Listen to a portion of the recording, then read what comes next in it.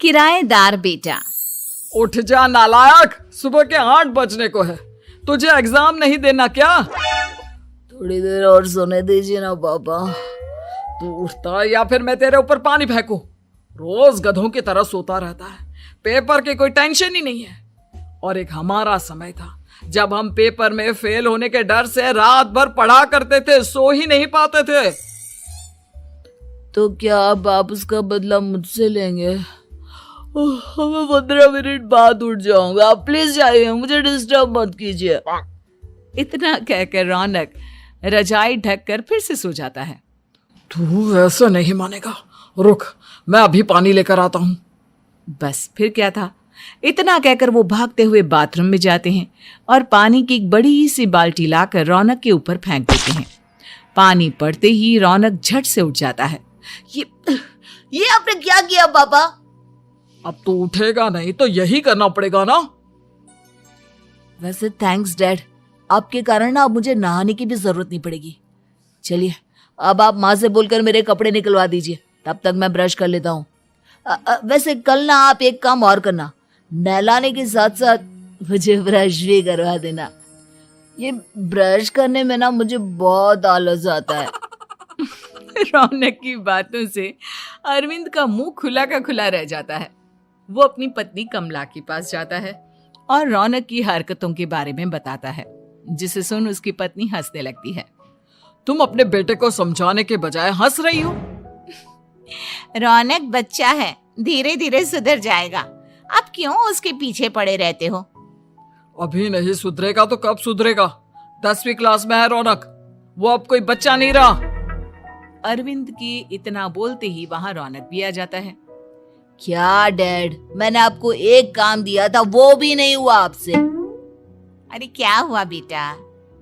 माँ, मैंने डैड से बोला था कि वो आपको बोलकर मेरे स्कूल की यूनिफॉर्म निकाल दे, लेकिन मेरे पीछे पड़ने के अलावा इनसे एक काम ढंग से नहीं होता। देख रही हो कमला, देख रही हो अपने लाडले को? अरे आप चुप रहिए जी।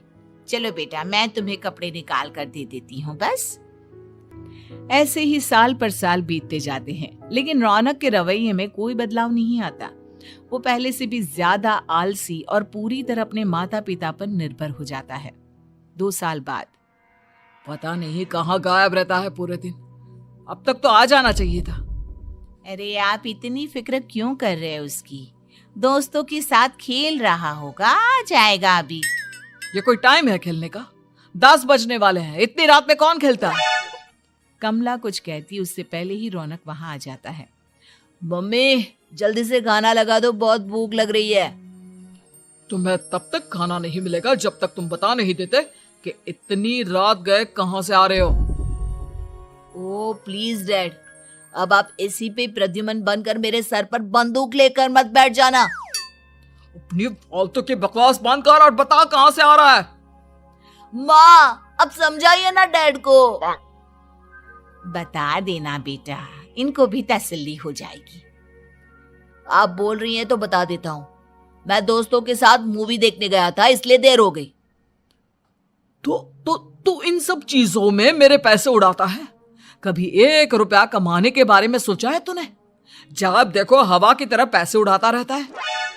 माँ अब आप इन्हें चुप करा दीजिए, वरना ना मुझे गुस्सा आ जाएगा। अच्छा क्या कर लेगा?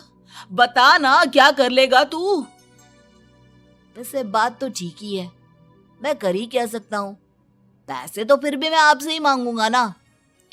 चलिए अब ये सब बात छोड़िए और मम्मी मेरे लिए खाना लगा दीजिए। अभी लगा देती हूँ बेटा। मैं बता रहा हूँ कमला, एक दिन ये ऐसे ही बिगड़ जाएगा। ओफो, आप क्यों इतना पीछे पड़े रहते हो मेरे बच्चे के? बात की बाद में देखेंगे, अभी आप शांति से उसे खाना खाने देंगे। अगले दिन डैडी मुझे 10,000 रुपए चाहिए। हाँ? अब इतने पैसे क्यों चाहिए तुझे? डैड आप बिना सवाल किए कभी पैसे नहीं दे सकते क्या? जब तक तू बताएगा नहीं तुझे पैसे भी नहीं मिलेंगे। अरे अब आप अपने बेटे को पैसे भी नहीं दे सकते?